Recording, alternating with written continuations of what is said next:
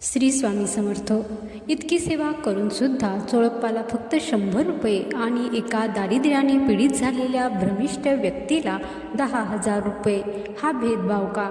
पाठच्या काही पुण्यकर्मामुळे स्वामी ज्याच्या घरी आले त्या चोळप्पाने सुरुवातीला स्वामींची खूप सेवा केली, पण पुढे जाऊन काही काळानंतर त्याला पैशाचा लोभ चढला व या लोभापायी त्यांनी काही चुकीच्या गोष्टी केल्या, जसे की तात्यासाहेब सरदाराच्या नादी लागून पैशाच्या भुकेसाठी त्यांनी स्वामींना बडोद्यास येण्यासाठी विनंती करणे. त्याचबरोबर त्यांच्याकडून अजून एक चूक झाली की त्यांना द्रव्यलोभ एवढा होता की त्यांनी राणीला चंद्रहार देखील दिला नाही. ह्या गोष्टीचा राणीला खूप जास्त क्रोध आला व रागाच्या भरात तिने चोळप्पाला सरकारी कामातून काढून टाकले.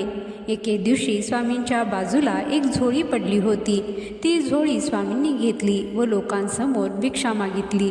लोकांनी 1-2 रुपये काढून त्या झोळीत टाकले.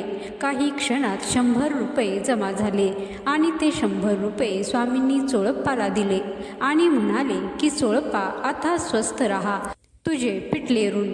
त्यावेळी चोळप्पाकडे 2 पर्याय होते.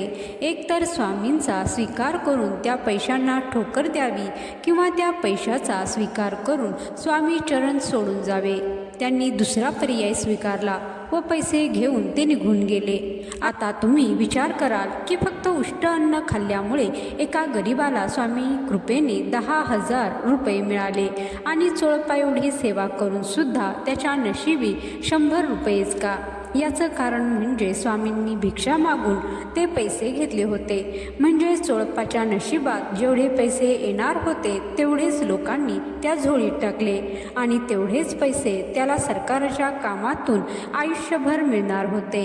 पण त्यांनी जर स्वामीचरण सोडलं नसतं तर त्यांना परमानंद प्राप्त झाला असता.